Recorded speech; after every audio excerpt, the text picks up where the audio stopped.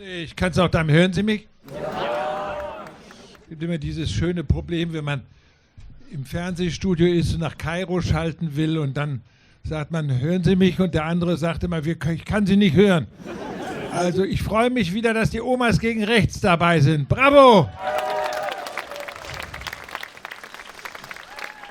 Ich sehe aber auch ein paar junge Leute hier. Bravo! Könnten aber mehr sein. Könnten absolut mehr sein.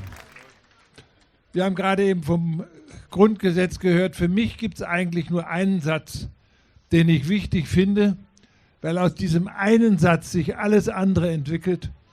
Das ist der erste Satz. Und der erste Satz heißt, die Würde des Menschen ist unantastbar. Und dieser Satz steht deswegen dort, weil die Würde des Menschen in den 12 Jahren davor angetastet worden ist. Und der europäische Gedanke, der kommt dort her, der kommt aus der Vergangenheit, aber die ist weit weg. Sollte uns klar machen, warum wir inzwischen die europäische Bewegung haben, warum wir die Europäische Union haben. Aber ich glaube, es ist wichtig, dass wir uns auch klar machen, wir müssen nach vorne gucken. Die Vergangenheit haben wir im Bewusstsein, aber wir müssen nach vorne gucken und sagen, wie geht das jetzt mit Europa weiter? Und da gibt es diejenigen, die sagen, wir lassen uns ins Europäische Parlament wählen, um Europa von innen kaputt zu machen. Die gibt es in Deutschland, die gibt es in Frankreich, die gibt es in Ungarn, die gibt es in fast allen europäischen Ländern. Aber ich glaube, sie werden zwar zunehmen, aber sie werden nicht die Stimmenzahl bekommen, dass es ihnen ermöglicht, Europa kaputt zu machen von innen. Ja, es gibt den einen oder anderen, der versucht, Europa auszusaugen. Ich habe gerade heute in der französischen Zeitung Le Monde gelesen, dass Marine Le Pen, also die Vorsitzende des rechtsradikalen Vereins, der sich inzwischen nicht mehr Front National nennt, sondern Rassemblement National, dass sie 300.000 Euro an die europäischen Kassen zurückzahlen muss, weil sie betrogen hat. Sie hat nämlich aus den europäischen Kassen ihre Mitarbeiter in der Parteizentrale bezahlen lassen. Gut, das ist auch eine Methode, wie man sagen kann, so kann ich Europa von innen kaputt machen, indem ich es finanziell aussauge. Das aber ist für mich eigentlich so ein Motiv, den ich in anderen Parteien der Populisten wiedererkenne, wo man sagt, wir müssen uns nicht so sehr an die Regeln halten, weil wir ja die Regeln beseitigen wollen. Also insofern ist es wichtig, dass wir, wenn wir jetzt wählen gehen, die Parteien wählen, von denen wir wissen, sie werden Europa in Zukunft unterstützen.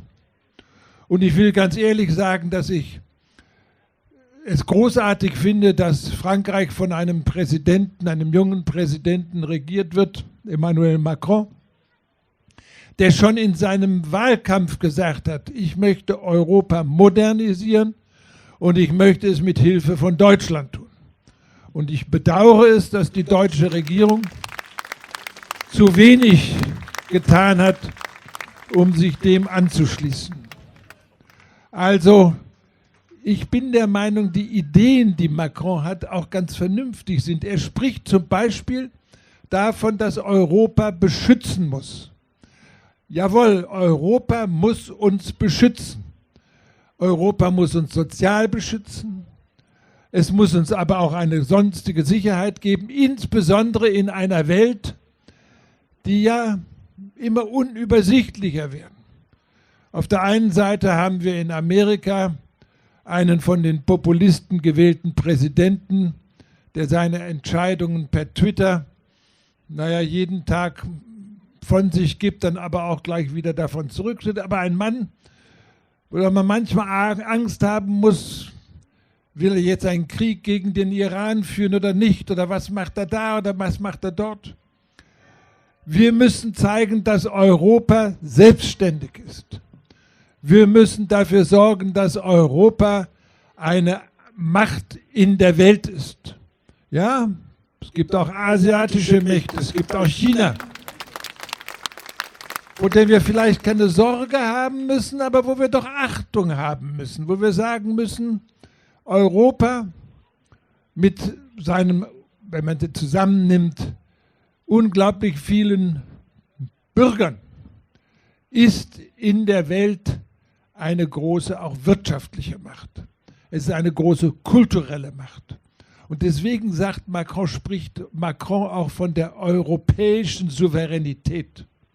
Und das ist meines Erachtens deswegen ein großer, wichtiger Begriff, denn es gibt immer wieder die Populisten, die sagen, die Souveränität Deutschlands, die Souveränität Frankreichs, die Souveränität Ungarns wird angegriffen. Wir müssen uns unsere Souveränität zurückholen. Was heißt das eigentlich? Das heißt doch eigentlich, dass wir nationalistisch denken wollen. Nein, das wollen wir nicht, sondern wir wollen klar machen, Europa ist unser Ziel. Mit Europa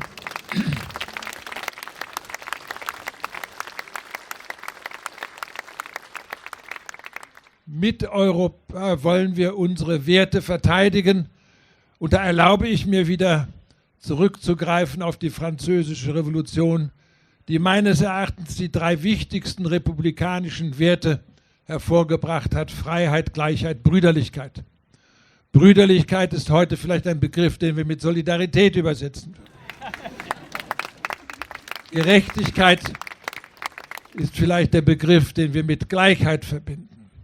Aber Freiheit ist der wichtigste von allen Begriffen. Freiheit auch des Denkens.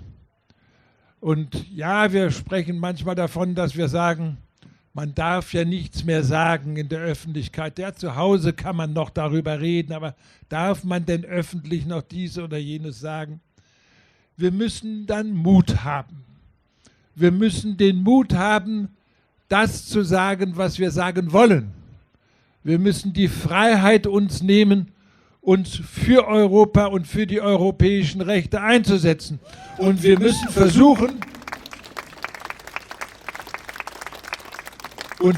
versuchen, diese Gedanken auch weiterzutragen. Und das ist das Wichtige, dass hier von Pulse of Europe, vielen anderen Organisationen auch, immer wieder hervorgebracht wird. Redet über Europa, bekennt euch zu Europa, aber transportiert Europa in die Köpfe der anderen. Das ist ganz wichtig und deswegen, ich habe es bei meinem letzten Auftritt hier schon gesagt, morgen wählen gehen, das ist klar, dass Sie wählen gehen, da habe ich gar keine Zweifel.